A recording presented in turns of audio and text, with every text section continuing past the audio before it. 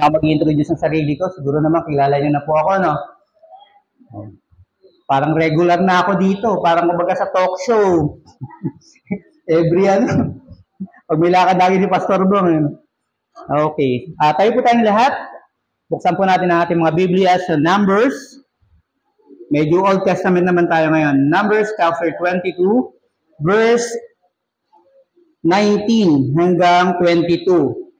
Actually, doon sa mga nagpa-Bible school, kung nabasa nyo na to, o doon sa mga members na mahilig magbasa ng Bible, yung mayroong mga devotion sa bahay, kung nadaanan nyo na tong chapter na to ng Numbers, mapapansin nyo na itong passage na to, very problematic. May problema tong passage na to. Titignan natin, okay?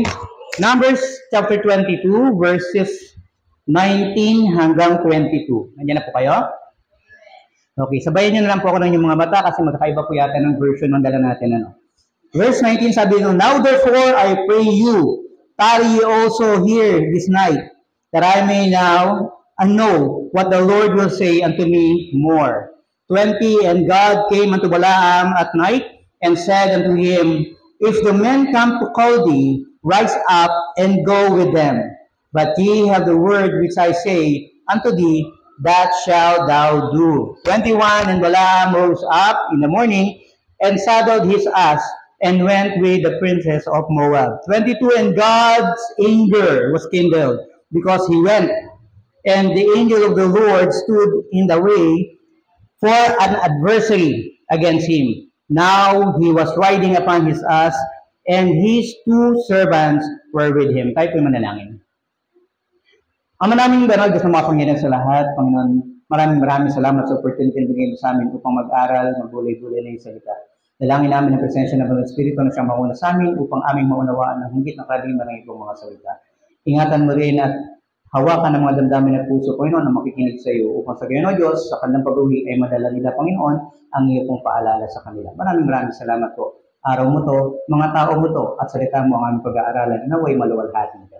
Maraming salamat po. Ang lahat po ng papuri po. Salamat, binibigay po namin sa aming Panginoon tagapagligtas sa Kristo Jesus. Amen. Okay. Para po sa hindi nakakakilala kay Balaam, si Balaam po ay isang propeta. Propeta na hindi galing sa mga Hudyo. So, siya ay Gentile prophet. Okay, nag-exist siya nung panahon na ang Israel ay inilabas ng Panginoon mula sa Egypt. Yung sa kanilang 40 years travel, nag-exist din si Balaam. Okay, as a prophet. Pero ito si Balaam kasi is a prophet for a fee. Although prophet siya ng Panginoon, pero kumbaga sa ano, ito ay tiwali. Diba? Tumatanggap siya ng mga bribe. Ngayon, dito, para mailagay natin sa context, ano pa yung kinalaman? Paano ba binabasa niyo about Balaam, about ano ba itong mga nangyari? Bago nangyari ito, lumapit yung Haring Balak. Si Haring Balak, sino si Balak? Ang hari ng Moabites. Pinalapit niya yung kanyang mga tuuhan para pumunta kay Balaam. Kasi alam niya na mayroong kapangyarihan itong si Balaam pag nanalangin. So, ang gusto niya mangyari, ipanalangin ng Israel, sumpain. Pero alam natin, ang Israel ay bayan ng Diyos, tama?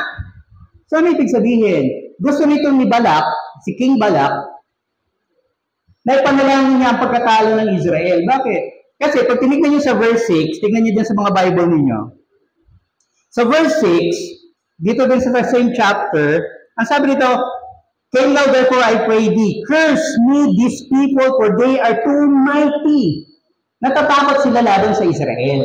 Di ba? Ayaw na nilang labanan kasi alam nila na may Diyos na napoprotekta sa Israel. At nakita nila na ang Israel napakarami. During that time, mas marami sa kanila. So natatakot silang lumaban. Kaya ang gusto niya, sumpain ni Balaam ang Israel para matalo nila. But, anong ginawa ni Balaam? Sabi niya, kung papasin niyo rito, sa 19, sabi niya, "Now therefore I pray thee, tarry with me." Ibig sabihin, sabi niya sa mga representative ni Balak, "Manatili kayo sa akin ngayong gabi ito at hihintayin ko kung ano sasabihin o sasabihin sa akin ng Panginoon." Pag tinignan mo para matuwid si Balaam, di ba?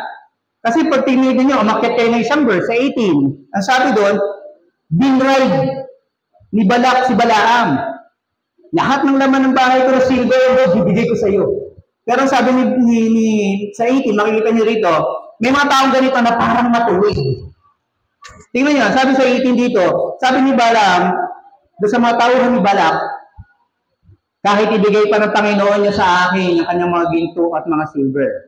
Sabi niya ganon, hindi pa rin ako, I cannot go beyond the word of the Lord. Diba? Sasabihin natin, matatag na propeta itong si Balaam. Bili mo, sabi niya, binabribe siya ng ginto at ng silver. Sabi niya, titignan ko kung ano ang sasabihin sa akin ng Panginoon, pero hindi ako pwedeng lumaban sa sasabihin ng aking Panginoon. Kung titignan niyo rito, tama, di ba? Tama. Ngayon, kung nilalagay natin ang ating mga sarili dito sa kalalagayan ni Balaam, maraming Kristiyano ganito. In the outward, may mga paninindigan. Di ba? Yung mga binabribe na mga liit na bagay, kaya nilang manindigan at tumayo. So, ang tanong, nakikita ba ito ng Panginoon? Nakikita ba ito ng Panginoon? Sasabihin niyo po, so ano ba ang pinag-uusapan natin tungkol kay Balaam? Okay? So, binigyan ko ng title, ang passage na to, this is about obedience that glorifies God. Obedience that glorifies God. Bakit? Meron bang obedience na hindi mag-glorify sa Panginoon? Tingnan natin. Ngayon ito, sa pag-aaralan natin, merong mga apat na consideration dito. 1, God. Number 2, Balaam, the prophet. Number 3, Balak, yung king ng Moabite na kalaban. And number 4, Israel as the elect people of God for His service. Tama? Now, look at this. Si Balak, alam natin na siya isang corrupt na propeta. Pero hindi siya false prophet. Corrupt lang. So, ibig sabihin, mga kapatid, tandaan ninyo that the leaders of the churches today are all people. Tao din sila, tao din kami na katulad ninyo. And one of these days, darating din ang oras na magkakamali at magkakamali kami. Pero yung pagkakamali na yun will not identify or define our service to the Lord. Kayo rin ganoon. Bilang mga Kristiyano na iniligtas na ng Panginoon at nilinis na ng Panginoon sa Kristo sa krus ng Kalbaryo, darating ang panahon, magkakasala tayo at makakagawa tayo ng kasalanan. Pero, huwag isipin niyo naman na binibigyan ko kayo ng lisensya para gumawa ng kasalanan at magkasala. Kasi ang sabi ng Bible, what then shall we continue in sin that grace may abound? Sabi ko, no, in no wise. Wala tayong karapatan bilang mga ligtas na tao ng Diyos na gumawa ng dahilan para gumawa ng kasalanan o i-justify yung mga ginagawa nating kabulastugan. Tayo ay mga anak ng Diyos. Tayo ay mga Christian. Kasi lagi naman ako attendee sa church Kasi meron ako mga ministry sa church sa ginagampanan. Katuloy yung pinag-aaral sa Sunday School kanina. Diba? One of these things, haharap tayo sa Panginoon. And we will give account doon sa ating mga nagawa sa loob ng Kristyanismo. Ano ibig kong sabihin? Simula na naging Kristiyano ka, tumanggap ka sa Panginoon, hanggang sa dumating ang panahon na haharap ka sa iyong Panginoon sa araw ng iyong kamatayan o sa araw ng rapture kung aabutin tayo, mag-give account tayo doon sa mga ginawa natin sa loob ng Kristyanismong buhay natin. Diba? Ang sabi nga ng Bible, kung isang tubig na pinaglingkod mo sa isang manggagawa ng Panginoon, tatanggap ka ng paruya na para sa isang manggagawa ng Panginoon. Ganon. Ganon ka, benevolent, ganon ka kaano ang ating Panginoon. Wala tayong gagawin sa loob ng Kristyanismo na maganda, na lalampas o hindi titignan o hindi makikita ng ating Panginoon. Everything that you do, you will give account. Pagharap mo sa Panginoon. Diba? So, ibig sabihin, number 2, alam natin, si Balaam, because of his fear of the Lord, kung nabasa niyo na ito passage na to, imbis na i-curse niya ang Israel, ang ginawa niya, binless niya ang Israel. Because why? He cannot go against the word of God. Gustuhin man niya, pero hindi niya magagawang tumalikod sa kanyang Panginoon. Although, pag pinag-aralan niyo to, dito niyo rin makikita sa babang verses nito, dito niyo makikita na nagsalita yung as yung sinasakyan ni Balaam. Ito yung kwento na pinapalo niya yung as, nagsalita sa kanya. Bakit ako pinapalo? Diba? Ano ba nagawa ko sa iyo? Imagine, kung may kabayo ko, may aso ka, gano'n, ano, pinalo mo, tapos sumagot sa'yo. Paano ka lang talo? Bakit ba? Diba? So, ano, why? Ibang message yun. So, ang pag-aaralan natin dito, ano yung problema nito? Pansinin nyo dito, kung titignan natin itong verse na to, saan ba nagkamali? O saan nagkasala? Bakit ko sinasabing problematic ito? Pansinin nyo. Sa verse 20, sabi nyo, and God came unto Balaam at night and said unto him, if the men come to call thee, rise up and go with them. Diba? Sabi ng Panginoon, pag tinawag ka nila, at isasama kasi gusto siyang isama ng mga tao ni Balaam, ni Balak. So sabi ng Panginoon sa kanya, parang ganito yan. Diba? Ikaw, may araw ng church, iniimbita ka ng mga kaibigan mo. Diba? Dahil kunwari, ikaw ay talagang susunod sa Panginoon, sabi mo, Panginoon, papayagan mo ba ako? Panginoon, may simba ngayon, pero inaayaya ako ng meron kaming team building. Sasama ba ako, Panginoon? Alam niyo, may mga bagay tayong dapat ipag-pray, pero may mga bagay tayong dapat gawin lang. There are things that we have to pray for, and there are things that we have to do. May mga bagay na inutos na sa atin, at sarado na yon, utos yun. Hindi mo kailangan ipag-pray yun. Right? Panginoon, gawin mo nawa ang buhay ko. Kasama mo yun sa dapat mong gawin. Dahil yung panahon na tinanggap mo ang Panginoon, binago ka na ng Panginoon. Sabi sa 1 Corinthians, di ba? So may mga bagay tayo na pinapanalangin pa rin just because we want confirmation. Kung minsan gusto lang natin na meron mag-confirm sa atin na tamang ginagawa mo.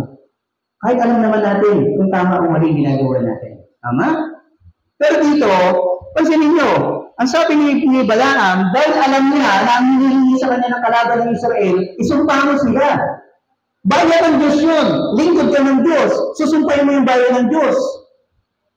So, sabi ni Balaam, hintayin natin kung ano sasabihin ng Panginoon sa akin. Because I cannot go against the will of God. Tama, di ba? Susumagot ang Panginoon. Pansinin niyo yan. Sabi dito, sa verse 20, and God came unto Balaam. Sa 20, dumating ang Panginoon kay Balaam. Sabi ng Panginoon kay Balaam, pag tinawag ka nila, sumama ka sa kanila. Alam niyo ba ang problema dito? Pinayagan ng Diyos si Balaam. Tama? Pero pagdating sa 22, and God's anger was kindled because he went. Nakita niyo yung problema? Sabi ng Panginoon sa verse 20, pag tinawag ka nila, sumama ka. Pagdating sa 22, nagalit ang Diyos kasi sumama siya.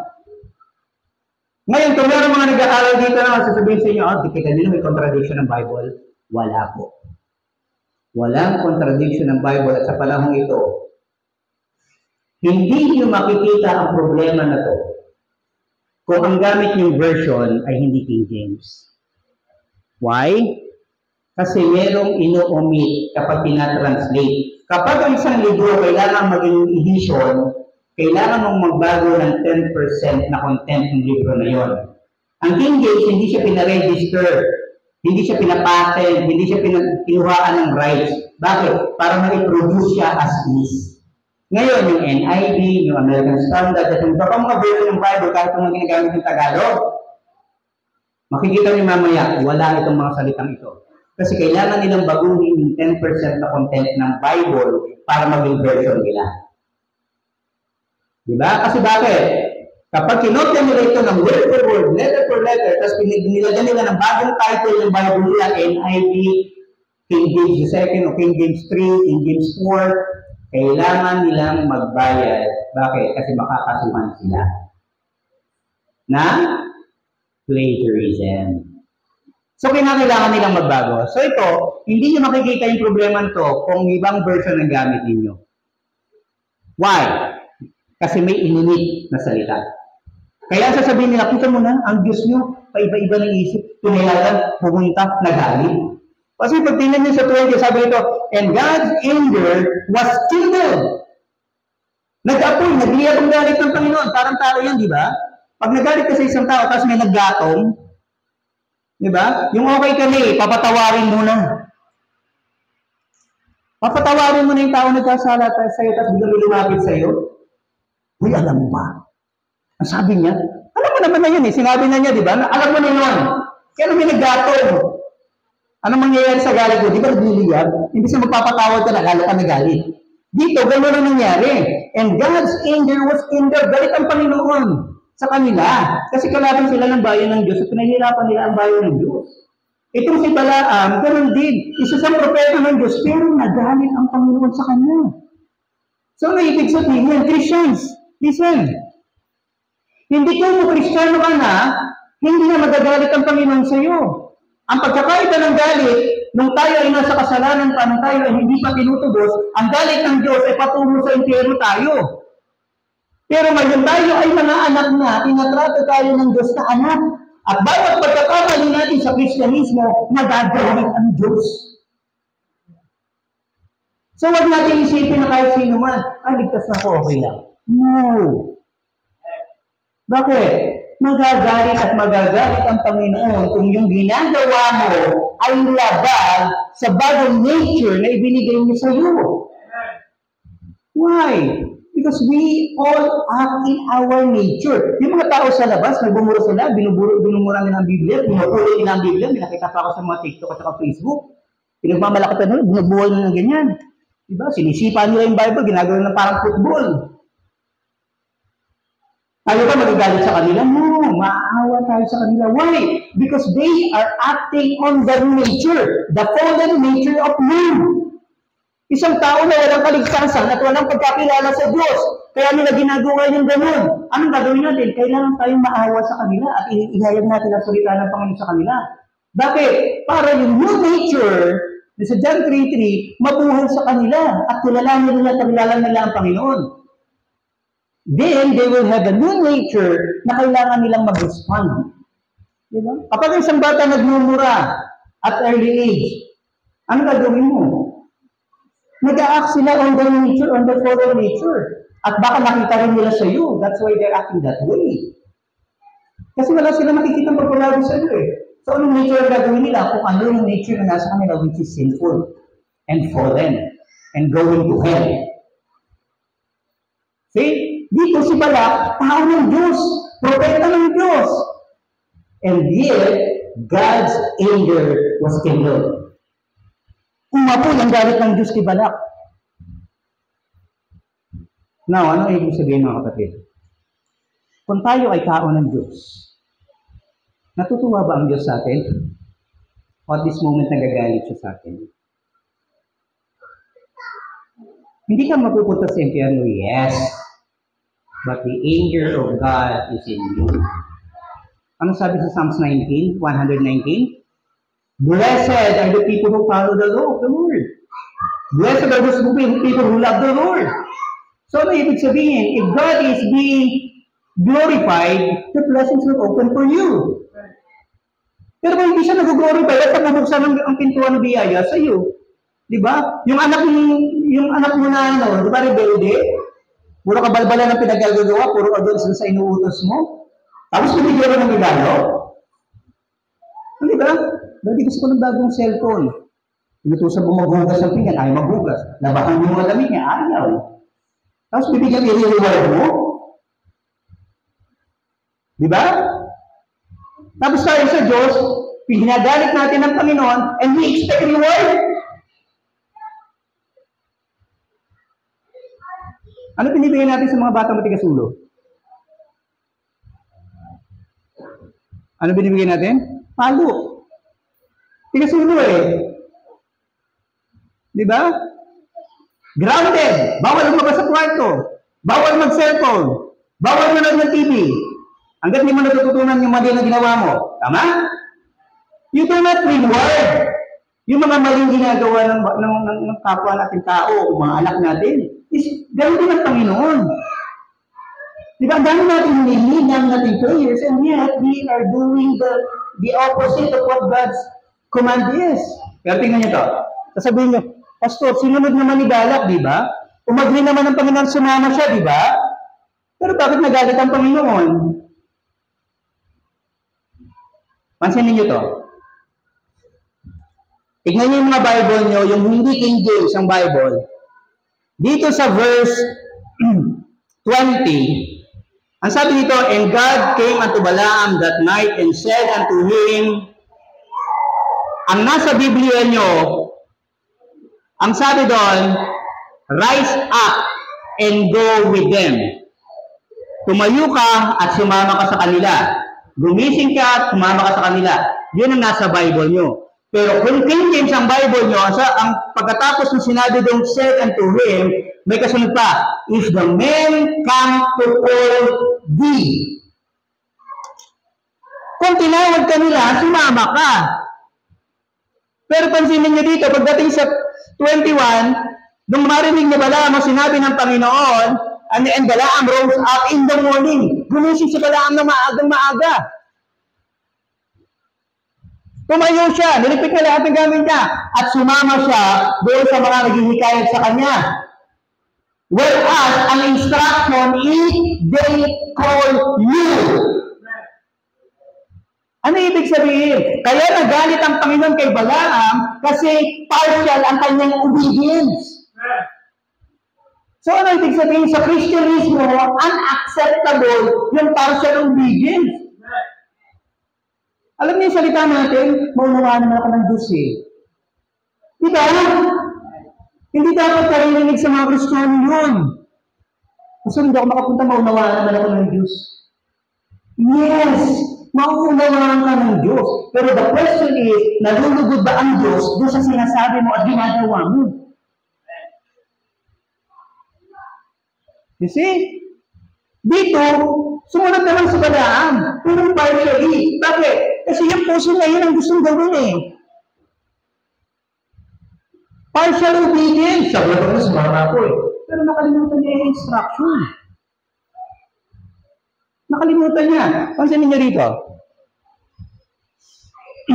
Ang sabi dito, sa 20 pa rin, but yet, pansinin niyo sa huli dito, sabi ng Panginoon, sige, sumama ka sa kanila, but yet, the word which I shall say unto thee, thou shalt do.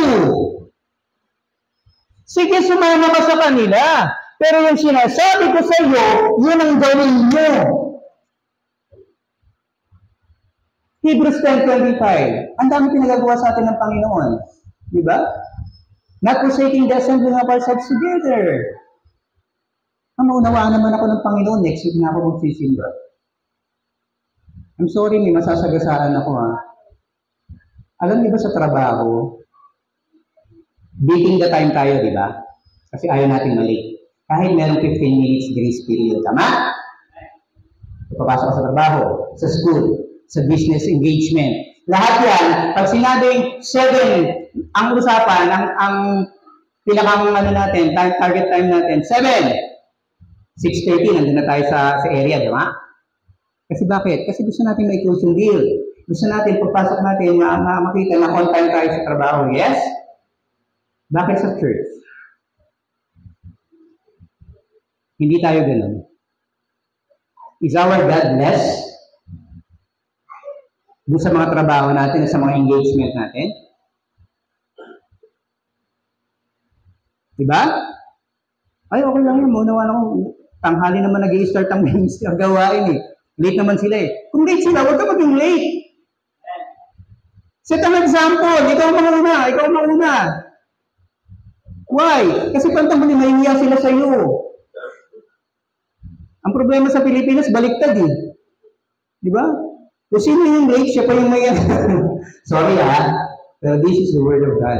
I'm telling you, nasasaktan natin ang damdamin ng ating Panginoon sa mga simpleng bagay. Nung nanliligaw ka pa sa girlfriend mo, di ba? Uy, dadalaw ako sa iyo at 8 o'clock. Pero 7:30, nandun ka na, right? Kasi ayaw mo ma-offend yung love of your life. Di ba? Kapag mahalaga sa atin ang isang tao, ang isang sitwasyon, ang isang event, we go ahead of time. Why? Kasi isang proof yun na mahalaga yun sa iyo. Hindi mo pwedeng palampasin. Pero pag napapalampas mo, ano ibig sabihin? Less. Di ba? Ang pagpapahalaga mo dun. Lagay natin sa medyo extreme. Total, meron pa yung LCM mamaya, di ba? Nung naliligaw ka, siya lang. Diba? Ikaw ang mundo ko. Umiikot ang mundo ko sa iyo. Pag hindi kita nakita, parang kulang ang buhay ko. Tama? Naging girlfriend na. 10 years. Ano nangyayari? Bigla kang nagkakaroon ng co-equal. Na nalilito na siya. Hindi ko malaman kung sino sa inyong dalawa. Bakit? Kasi yung value mo nag-depreciate. Bumaba ang value mo at nagkaroon ka ng katumbas. Kapag naging option ka sa isang relationship, bumaba ang value mo. Ganon din ang ating Panginoon. Kapag ang Panginoon naging option sa atin at hindi priority, meaning to say, nag-evaluate ang kalalagayan ng Panginoon sa buhay mo. Hindi mo napapansin, pero yun ang nangyayari. Diba? Kaya yung kanta ni Ogie Alcacid, sana dalawa ang puso ko, bakit nililigawan niya si ano? Bayan ayon nila ba yun? Hindi nililigawan niya yun, di ba? Nag-iisa naman, walang discussion, walang kaguluhan ng isip. Pero nung pinanta niya yun, ano nangyari? Nagkaroon siya kasi ng option. Nakakita siya ng co-equal, nakakatimbang. Kaya tandaan niyo to, mga lalaki at babae. Kahit may asawa na. Kapag ang asawa nyo, ang ka-relationship nyo, biglang nagdalawang isip sa'yo at sa isa, meaning to say, nag-evaluate ang value mo bilang partner. Kasi bakit? Nalilito na siya kung sino pipiliin eh. Pero kung priority ka, hindi siya malilito. There's only you. Tama? Ang Panginoon natin ganun din. Kapag nalilito ka na kasi dapat itong piliin, nabigay mo itong Panginoon mo at huwag mo tawagin ang Panginoon. Why? Kasi bumaba ang kanyang kalidad sa iyo. Bumaba ang kanyang kalalagayan sa buhay mo. Tama? Ano pa ibig sabihin dito? So ano naging kasalanan dito ni Balaam? Bakit niya na-offend ang Panginoon? Pag tinignan niyo sa 22, nagalit ang Panginoon. Pagdating sa 23, umakto yung angel. Basahin mo yung 23. Yung angel of the Lord acted on the angel of God. Anong ginawa ng angel? Hinarang niya si Balaam. Pero yung pagkakataon na nakakakita sa angel ay yung asno o yung donkey o yung sinasakyan ni Balaam na as. Kaya ayaw tumuloy yung as kasi nakikita niya nakaharang yung angel. Kaya pinatalo ni Balaam yung di ba? Nakita niyo yung insistent ni Balaam. Hindi niya alam na na-open na ang Panginoon. At ano man yung kanyang kasama, binubog niya pa. Ano ibig sabihin? Di ba namin taong ganun? Sa atin na yung kayo mga Kristiyano na? Na dahil akala natin na sa tama tayo, pinagpipilitan natin. Kahit hindi disiplina na tayo, hinaharangan na tayo, pinapakita na sa ating kapatid, nagkakamali ka na. Kapatid, pag-isipan mo mabuti, hindi, tama ako. Diba? Thousands of years, pinaubaya ng Panginoon maisulat ang kwento ni Balaam. Why? Kasi alam ng Panginoon that thousands of years, Christians like us will do the same offense. Gagawin din natin. Kaya tayo pinapaalalahanan. Mga anak ng Diyos, tignan ninyo ang mga buhay nyo. Tignan ninyo ang inyong pagsunod. We do not go to church para sabihin na nasa church tayo, may religion tayo, mabuting tao tayo, magagaling na tao tayo, o tayo kakaibang mga tao. No! We go to church for the glory of God. Yun lang, walang iba. Kaya kailangan natin malaman how to glorify our God. Diba? Hindi pwedeng alam mo lang. Kailangan alam mo talaga. Dito, si Balaam, ano nangyari sa kanya? Katulad din ng mga nagtatranslate ng Bible ngayon, tinanggal nila itong passage na to para mag-create ng confusion. Tignan mo na ang Diyos, pinakaubaya at babawiin. Hindi nagbawi ang Diyos dito. Nagalit ang Diyos dahil hindi tinupad ni Balaam ang kanilang usapan. Hindi ginawa ni Balaam ang kanyang instruction. Ang sabi ng Panginoon sa New Testament, 800 years pagkatapos nito, if you love me what?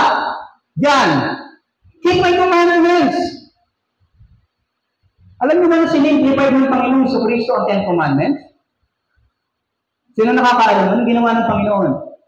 Love the Lord thy God with all thy heart and all thy soul. Love thy neighbor as thyself.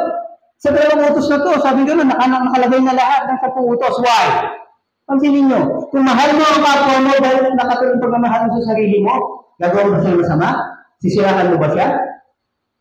Nanakawan mo ba siya? Lulukuhin mo ba siya? Hindi. Bakit? Kasi kung mahal mo siya, nakatulong pagmamahal mo sa sarili mo, ayaw mo gawin sa kanya yung mga bagay na gagawin sa iyo. And that is keeping the commandment of God. Pero ang daming Kristiyano, di ba? Nasiksitan lang. Nakalimutan lang bigyan. Di ba? Nakalimutan paghandaan ng kape o ng ano. Offended na. Mga tao dito, mga Diyos. Hindi ako pinigyan ng kape. Pero hindi pa naman ako nakaranas dito. Thank you doon sa mga nag-accommodate. Hindi pa naman ako nakaranas dito.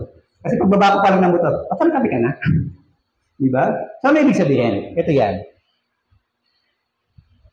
Ano ba yung essence or yung sense na pag-aralan natin ito? Sabi ko, ang pinag-aaralan natin is about the obedience that glorifies God. So, ano ibig sabihin? Tandaan nyo to Obedience is a self-aware voluntary act of the mind of God. Ang pagsunod po ay hindi po biglaan o yung ikaw ay ginulat kaya kagagawa. Ang obedience po is a voluntary act na pinag-isipan mo, na pagbulay-bulayan mo kung dapat mong sundin o hindi. So, ang obedience po ay well-aware ka doon sa ginagawa mo. Hindi pwede sa Kristyanismo sabihin, ay, mali. No. Kung ikaw ay sumusunod sa iyong Panginoon, dapat alam mo kung ano yung sinusunod mo. And it is a voluntary act on your part to glorify your God. Hindi madaling maging Kristiyano, mga kapatid. Hindi magaling maging Kristiyano. Napakahirap po Kasi pag naging Kristiyano ka, you will go against your nature. Diba? Ang mundo ito, napapatuloy sa pagkakasala, ay dahil Kristiyano ka, ang gagawin mo, sa kabanalan ka, you will go against the natural, diba, setting ng mundong ito. Kristiyano ka, may imbitahan ka sa inuman. Kristiyano ka, may imbitahan ka sa mga gatherings. Diba? Tapos pagdating mo doon, nakatayo ka lang, dahil hindi mo alam kung gagawin mo yung ginagawa nila, o ano, diba, iiba ka. Don't put yourself in a situation where you shouldn't be. Huwag mo ilagay yung sarili mo sa mga sitwasyon na hindi ka dapat nandun. Diba? Now, ano pa ibig sabihin? Obedience that glorifies God is what? Ang obedience po, ito yung pinakang main point natin, tapos yung iba magiging sub-points na lang. Obedience as a proof of true love of God. Ang obedience po, is a proof that you love God. Di ba John 14:15, sabi, if you love me, keep my commandments. Sa New Testament yun. Pero alam niyo ba, 40 years after na nangyari ito sa Israel, kasi ito nasa wilderness nila 40 years, malapit na sila sa ending ng kanilang travel, di ba? Hindi sila makapasok doon sa promised land. Doon naging prophet si Barak sa kanila, nung panahon ni Joshua. After 40 years, may sulat ng Deuteronomy. Alam niyo ba sa Israel ngayon, meron silang tinatawag na Shema? Ano yung Shema? Yun yung kanilang profession of faith.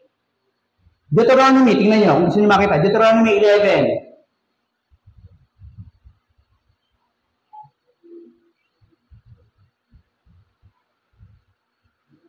I'm sorry, unahin muna natin. Deuteronomy chapter 6, verse 4 to 7. Ito yung Shema. Sabi dito, O hear, O Israel, the Lord our God is one Lord. And thou shalt love the Lord thy God with all thine heart and with all thy soul and with all thine mind. Hindi ba sinabi sa New Testament ng Lord Jesus Christ yan? The same profession of faith. Bakit? Nung nagalit ang Panginoon kay Balaam, na isulat itong mga pangyayari na ito, at hindi naging maganda kamatayan ni Balaam, he paid for that sin. Tandaan nyo to. Totoong iniligtas na tayo ng Panginoon. Totoong pupunta tayo sa langit. Totoong wala na tayong kasalanan sa harapan ng Panginoon. Totoong bibigyan tayo ng mansyon sa langit. Totoong iniligtas tayo. Pero tandaan nyo ito, ang ating katalawang lupa ay magbabayad sa kasalanan na ating ginawa. Kaya tayo namamatay. Kasi kung ang katawan na ito, ang gagamitin ng Panginoon para pumasok sa langit, eh di sana hindi tayo namamatay hanggang sa pagbalik ng ating Panginoon. Why? Kasi sabi nila, He conquered death. Pero namamatay pa rin tayo. Nagkaka-cancer, namumuti ang dugo, di ba? Nagkakaroon ng liver failure, nagkakaroon ng kidney failure. Namamatay pa rin tayo kahit marasya na tayo. Why? Because our body has to pay with sin. Magbabayad ang katawan natin. Kaya nga pagpasok sa langit, di ba sa second coming, ano mangyayari? Our body will be changed into what? Glorified body. Nakagugiging karapat-dapat dun. You see? So wag isipin ninyo man na yung pagpapatawad sa iyo, although absolute, it doesn't mean yung sinasabi tinuturo ngayon ng mga karamihan na sinless perfection. Kasi kung totoo yun, sinless perfection, hindi tayo mamamatay. Yan ay isang katibayan na tayo ay makasalanan at ang katawan nito makasalanan. Bakit? Diniklara ng Panginoon na dahil sa kasalanan, mamamatay ka. Ngayon may mga pilosopo, di ba? Sabi na, Pastor, hindi naman totoo eh. Bakit? Ang sabi ng Panginoon, pag kumain sila ng bunga ng puno na yun, mamamatay sila sa araw na yun. Pero si Eva talaga, nabuhay pa ng more than 800 years. Tama? So, nagsinungaling ba ang Panginoon? Tinari pa yan sa New Testament. Ano sabi ng Bible sa New Testament? A day in the Lord is what? 1,000 years. Meron na bang tao nabuhay na more than 1,000? Ang 1,000 years is a day with the Lord. Hindi nagsinungaling ang Panginoon. Bakit? Dahil yung isang araw sa Kanya, hindi naman pinag-uusapan ng araw ng tao eh. Araw niya sa loob ng Garden of Eden. So one day with the Lord, sa Garden of Eden, is 1,000 years dito sa makasalanang mundo. At wala pang taong nabuhay na more than 1,000. Hindi nagsinungaling ang Panginoon. Totoo siya na sinabi niya, mamamatay ka pag kumain ka ng bunga ng puno na to. And that's why we die. Kaya namamatay tayo, totoo ang salita ng Panginoon. Hindi nagsinungaling ang Panginoon kailanman. Gaya din dito. May mga magtuturo dyan na sasabihin sa inyo, ang dami ko na narinig na preachers, pero hindi na-preach itong verse na to. Bakit? Kasi maraming Bible ang omitted itong sequence na ito at nagmumukhang contradiction na sinasabi ng Panginoon. Pinayagan kanina tapos kayo hindi pinayagan. Bakit? Kasi hindi tumupad si Balaam sa usapan nila ng Panginoon. Nagagawin niya kung ano yung sinabi ng Panginoon sa kanya, yun lang ang dapat niyang gawin.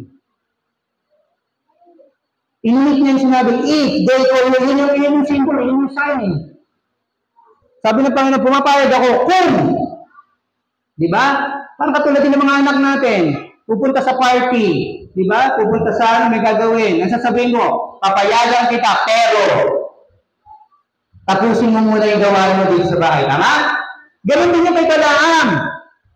Sige, sumama ka, pero pag tinawag ka nila. Bakit? Kasi God will move these people. Kung talagang gusto ng Panginoon na sumama siya sa kanila, gagalawin niya itong mga tao ito para gawin niyang palatandaan. Tapos anong paalala ng Panginoon? Bago niya tinapos yung usapan nila, ang sabi niya doon, sa verse 20, but yet the word which I shall say unto thee, that shalt thou do. Kung ano lang yung sasabihin mo, yun ang gawin mo. Yun ang gawin mo. Parang tayo din mga Kristiyano. Diba? Kung ano sinabi ng Panginoon, if you want to glorify God, if you want the angel of God na hindi ma-channel sa'yo, gawin mo kung ano yung sinasabi ng Panginoon. Nabasa mo na eh. Nakita mo na yung instruction. There is a reason why nagsulat sa Bible, search the Scripture. Bakit? Kasi kailangan natin malaman kung sino, ano, at paano tayo susunod. Walang Kristiyano lang. Lahat ay Kristiyanong natuto. Kilala ang kanilang Panginoon. Bakit ka susunod sa Diyos na hindi mo kilala? Now, Ano ibig sabihin ito mga kapatid? Ano tinuturo sa atin? One, ang obedience is a proof of true love for God. Diba? As the Lord said. Sa Deuteronomy 11:22, ganoon din. For if you shall diligently keep all these commandments which I command to you, sa Deuteronomy ito, after 40 years, natutunan nila. After 40 years, natutunan ng Israel. Ang tanong, mga Kristiyano, ilang taon natin kailangan bago natin matutunan ang tamang pagsunod sa ating Panginoon? Ang daming pinagagawa sa atin ng Panginoon. Ikaw, madaming nililibig sa iyo, Panginoon, ng mga bagay na dapat mong gawin sa ministry. Tama? Ang ministry, tandaan nyo, ay hindi lamang sa loob ng church. Even your family is your ministry. Your first ministry is your family. Kung magulang ka na, that is a ministry. Hindi magaling maging magulang. Alam niyo ba yun? At walang eskwelahan para kung paano maging magulang. Tama? Maging engineer meron. Maging driver meron driving school eh. Yan napansin niyo ba? Walang eskwelahan kung paano maging magulang.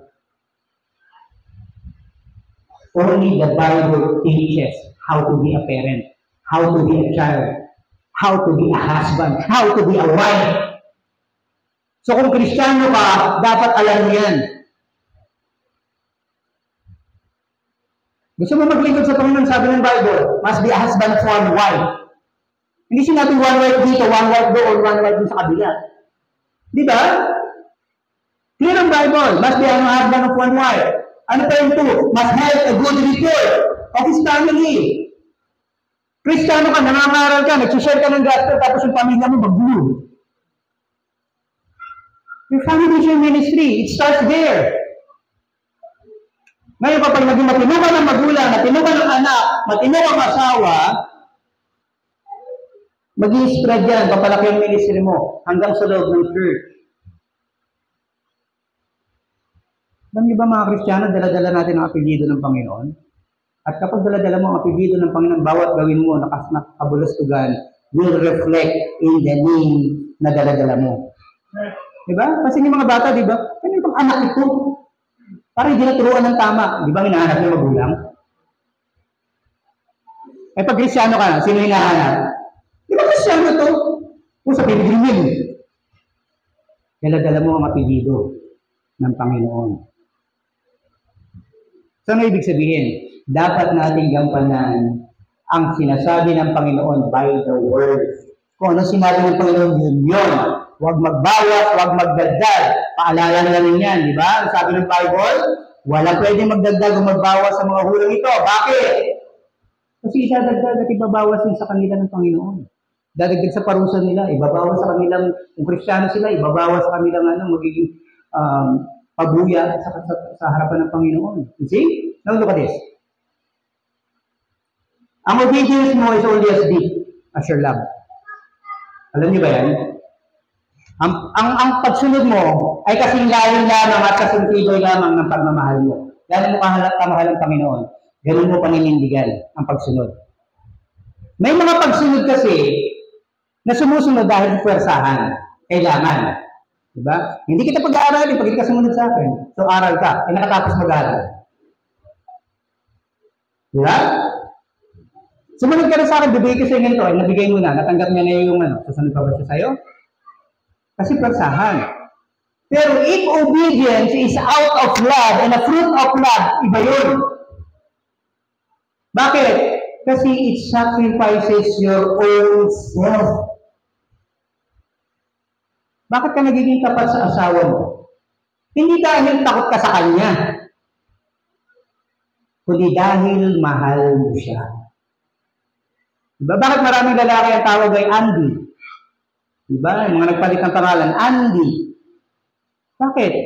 Hindi dahil takot sila sa asawa nila na mag-girlfriend, hindi pagsugturan nga yan sa mga katrabaho. Diba? Nakikipagbuhatan nga yan sa traffic eh. Tapos pagdating sa pinto, diba? Pagbukas pa rin ang pinto, Mami, dito na ako, may dudali ka ako, sorry ha. Pansin nyo, meron kang fear. Why? Ang fear mo kasi is out of love. Takot ka na masaktan siya. Takot ka na ma-offend siya. Kasi bakit? Tama ang kasabihan. Ang marka ng sakit nawawala. Pero yung emotional na itinanim mo sa kanya, hindi yan mawawala habang buhay. Gusto niyo patunayan? Galitin niyo yung asawa niyo ngayon. Sigurado sa inyo, maghanda kayo ng bulletin at papel. Sasabihin niya lahat ng ginawa mo sa kanyang offense. Di ba noon, nakarang taon, pinagbigyan na kita? Ginawa mo na naman ngayon. Hindi ba na 2014? Ang bihira. Hanggang sa nagsimula kayo, nakakalista lahat yun. Why? Kasi yun yung mga pains na binigay mo sa kanya out of no respect. Now, tayo naman sa Panginoon. Why do we do things? Is it out of respect or for gain? Kasi alam natin na pag sumunod ka sa Panginoon regardless, i-bless ka ng Lord eh. Kita mo yung mga unbelievers, di ba kinukot-quote lang nila ng Bible, pero pinabless sila ng Lord. Kasi the common grace of God is for everybody. Pero yung saving grace, yung special grace is only for the children of God. If you want to be blessed, walang problema. That is the common grace of God. Nandun sa lahat yan. Pero if you want to be closer to your God, you do extra. Diba? Ayoko masaktan ng Panginoon. Hindi dahil natatakot ako patadaldal ako sa impyerno. Kundi natatakot ako masaktan ng aking Panginoon o lumuha. Tandaan niyo to ha. We are created in God's image. At dito, nagalit ang Panginoon, meaning to say, He was offended. Na-offend siya. Na kanya, prophet. Tandaan niyo to. The prophet can talk to God directly. The prophet can hear the word of God. His direction, instruction. Ngayon sabihin, tanong ko sa inyo, anong pagkakaiba natin? Anong pagkakaiba natin? Pag nagbabasa ka ng salita ng Diyos, di ba nakipag-usap sa iyo? Pag nagpapray ka, di ba nakipag-usap ka sa Kanya? At ginagawa niya ang mga hinihiling mo out of His love. So, ibig sabihin, may interest natin sa mga prophet during that time. Di ba, sabi din sa doctrine natin, we are royal priesthood. Meron tayong karapatan lumapit sa Holy of Holies ng Panginoon. Doon tayo nananalangin. Pag naglumuhod ka at nanalangin ka, lumalapit ka sa Holy of Holies, sa kabanal-banalang bahagi ng templo ng Diyos. Asan ba ang templo ng Diyos? 2 Corinthians. Your body is the temple of God. At whatever you do with that body, mananadol ka sa Panginoon. At pagbabayaran mo yan sa ating Panginoon. Now look at this. Ano na ba ibig sabihin ng obedience? Obedience, bibigyan na lang natin ito ng definition. Obedience means compliance. Kung sumusunod ka, di ba, you will comply with what is napagkasunduan. Di ba? Pag sinabi, at 7 uuwi ka, dapat 7 nakauwi ka na, otherwise you break. Di ba? Binayulate mo yung kasunduan. So, meaning, compliance to the word. How can you comply kung hindi ka nagbabasa ng salita ng Diyos, hindi ka umaattend ng mga services, paano mo malalaman yung content ng kasunduan mo at ng iyong Panginoon? Paano ka magpapaka-Kristiyano ng lakad kung hindi mo alam kung anong instruction, paano dumakad maging Kristiyano? Tama? So, compliance. What else? Obedience means difference. Saan mo? Kakaiba. Ano ibig sabihin ng difference? Significant change. Yung pinag-aralan namin kami sa Sunday School, ano to? Yung dati nating kalalagayan sa kasalanan, nung malayo tayo sa Panginoon. Ngayon, Kristiyano ka na, nasa Diyos ka na. There should be a difference. Yung buhay mo noon, ito buhay mo ngayon. How would you know? Paano mo malalaman kung paano ka aakto? Hindi ka nagbabasa, hindi ka nakikinig ng salita ng Panginoon, hindi ka umaattend sa mga services, hindi ka umaattend sa mga prayer meeting. There is no difference. Bakit? Ano sabi ng Bible? Huwag kayong maging kagaya nila. As the manner of some is, ay gusto, di ba? Hindi ko mo ginagawa ng buong mundo, tama. Iba ang pamantayan ng mga Kristiyano sa pamantayan ng mundo. At dapat makita sa atin yun, the difference. Diba? Obedience is being different. Because why? Meron na tayong ibang pagkatao. So we are acting on our new nature, the born-again nature. Maraming Kristiyano kasi, di ba? Kristiyano na daw, pero uma-act kung parang hindi mga Kristiyano. Kung minsan nakakatakot, mas masahol pa. Diba? Now, being obedient means observance. The action or practice of fulfilling or respecting the requirements of God, of the strict observance of the rules or of the law. Paano ka susunod? Paano mo i-observe? You never know. Diba? Upo ka lang. Minsan nga meron mga ganun, diba? Kapasok ka sa church, upo lang. Buti wala tayong holy water dyan sa pinto eh. Diba? Baka mamaya pagdating sa pinto, gaganon lang. Alis na. Nagsimba na ako. Ang bira. Diba? Kung ako mga pari, lalagay ko sa unahan para kita ko sino aalis. Diba? Ano ibig sabihin? Observance. The action or practice. Paano mo ipapractice? Paano mo i-act ang isang bagay na you never learn? So marami mo yung kabalak yan ito yung prinsipyo na pinakikita sa atin nung kay Balak at kay Balaam. Now look at this. Obedience means what? Submissiveness. Being submissive. Imposible kasi na sinasabi mo na sumusunod ka, pero ikaw ang nasusunod, hindi mag-uutos. May mga tahanan ngayon na pag dinadalaw ko sa Bible study, hindi ko malaman kung sino magulang, sino anak. Nagagamitin ko ito ang bukas sa pakilaban. Oh? Diba? Nang hindi kasi wala ng laman, pakilagyan. Ha? Alam niyo kami, nung panahon namin, sa bagay panahon namin to, pag mayroong matanda sa pintuan, kahit nauwi ko lang galing sa school, kailangan mong magmano o magpasintagi ko sa matatanda na sa pintuan. Pero ngayon napansin ko, kahit ilang matanda ang nasa pintuan, di ba? Dire-diretso lang sila. You see? Dati, hindi kami makakaalis ng bayan at hindi kami nagmamano, nagkikis. Sa edad ko ito, I'm 52 years old. And I still kiss the forehead of my mother pag aalis ako. Hinahalikan ko pa rin sa noon nanay ko. Nelis ako. Pagdating ko sa bahay, ganun ulit. Why? Kasi ang respeto po, hindi tumatanda, hindi na uubos. Diba? Ano ibig sabihin? Submissiveness. Conform.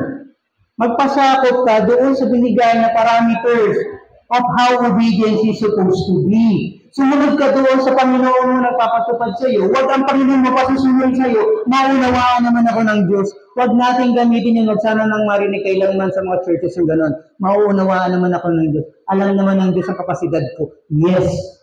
Tandaan nyo, do not make the benevolence of God or the goodness of God a weapon against Him.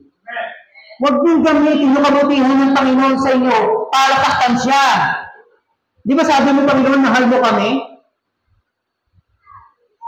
Di ba? Alam niyo ba yung salita ng mga anak ngayon? Bakit? Sinabi ko pa rin panganak mo ko? Yung kabutihan mo bilang magulang. Imagine, nagkaanak ka, sabi natin, medyo late ka nga, 25 years old ka nagkaanak. Diba? Di naman pinag-aaral mo yung anak mo. After ilang years, ilang taon ka na bago siya makatapos? 50? 60? Biro mo yung buong buhay mo, naubos pagpapalaki sa kanya. Ngayon, professional na siya at sasabihin niya sa'yo, hindi ko responsibilidad sa alagaan ng aking mga magulang. Hindi ako insurance ng mga magulang. Hindi ko sinabi sa inyo, ipanganak niyo ko. Ano ibig sabihin? Yung kabutihan ng ginawa sa kanya all throughout those years, ginamit na ngayong armas laban sa'yo. At ginagawa natin yan sa ating Panginoon. Hindi ba Panginoon kaya mga kabinless? Kaya kabinless ng Panginoon para maging kapaki-pakinabang ka sa kanyang ministry, sa kanyang gawain. Ang sabi ng Panginoon, maging po kayo ng mga bagay sa langit o dito sa lupa. Dahil dito sa lupa nasisira lahat ng mga yan. At alam niyo ba, sa totoo lang, wala tayong sariling pag-aari sa mundo ito. Mali ka niyan, Pastor. Meron akong lupa, meron akong sasakyan. Then tell me. Pag hindi mo nabayaran ng tax ng lupa mo, sa'yo pa rin ba yun? Nagkakaroon ng kapangyarihan ng gobyerno na agawin sa'yo, kunin sa'yo. Why? Because it is the government's property. May sasakyan ka, nagpart ka ng alanganin, pinowing, binili mo yun, di ba? Pero kaya hindi na kunin sa'yo. At wala kang magagawa. Ano ibig sabihin? Everything that we have in this world is temporary at pahiram lang.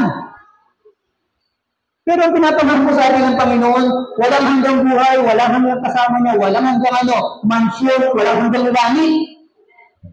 That's permanent. So ano ibig sabihin? You aim for the glory of God. Bakit? Kasi yung binibigyan niya sa iyo is more than everything that you have in this world. So sino dapat mong sundin? Kanino ka dapat mag-submit? Diba? Sa iyong Panginoon. And what else? Being obedient means to abide. Alam niyo yung salitang to abide, medyo may abuse tong salita natin. Pag sinabing abide, kasama ka lang. Diba? Humawa ka lang, kumapit ka lang. Pero tandaan niyo kung ano ang premyo ng paglakad kasama ng Panginoon.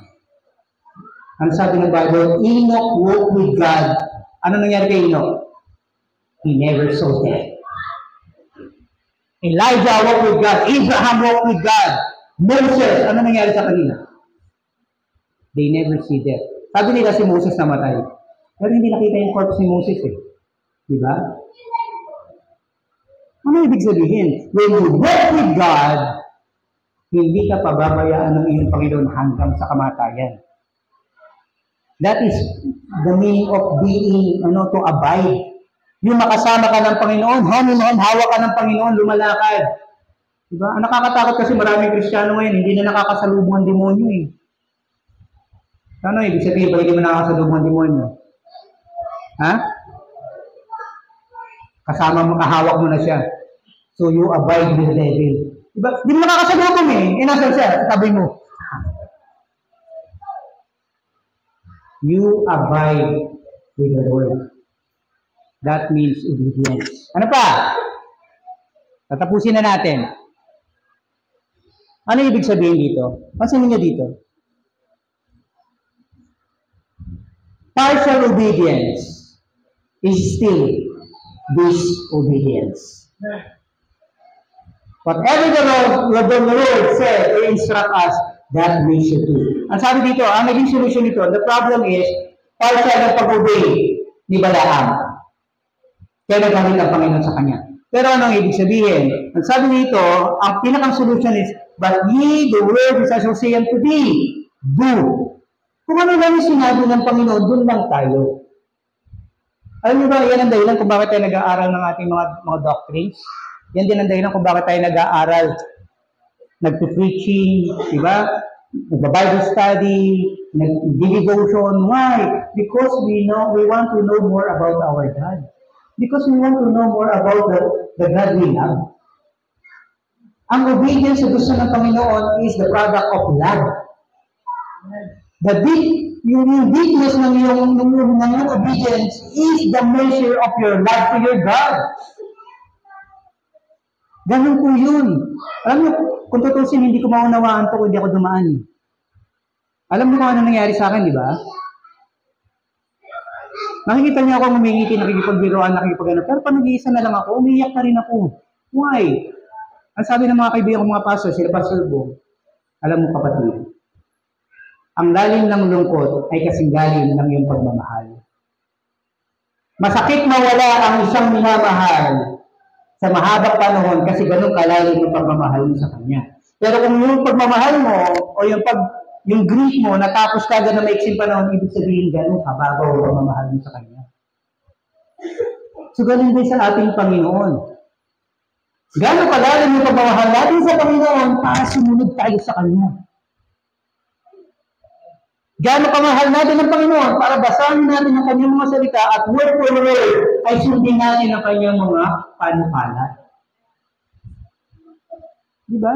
Ang mga anak natin, hanggang saan tayo nagtitiis? Hanggang saan tayo naglalaro? Bakit? It is the measure of your love. Kahit anong kabal-balan na pinaggagawa nila, kahit anong pag-aikusta sa'yo, kahit minamaltrato ka na, mahal mo pa rin sila at nagpapakupang baka. Bakit? Because you love them that much. Sa isang relationship, hindi ka makabitaw. Bakit? Because you love that relationship that much. Di ba? Maamunin mo pa bang naaalala mo na? May isang situation na nakita na parang hindi ako binibigay mo. Naalala mo na. Ganun tayo mag-express ng love. How about God? Ang sabi ng Panginoon, bigyan lang natin ng isang halimbawa. Sabi doon, Hebrews 10, di ba? Not forsaking the assembling of ourselves together. Why?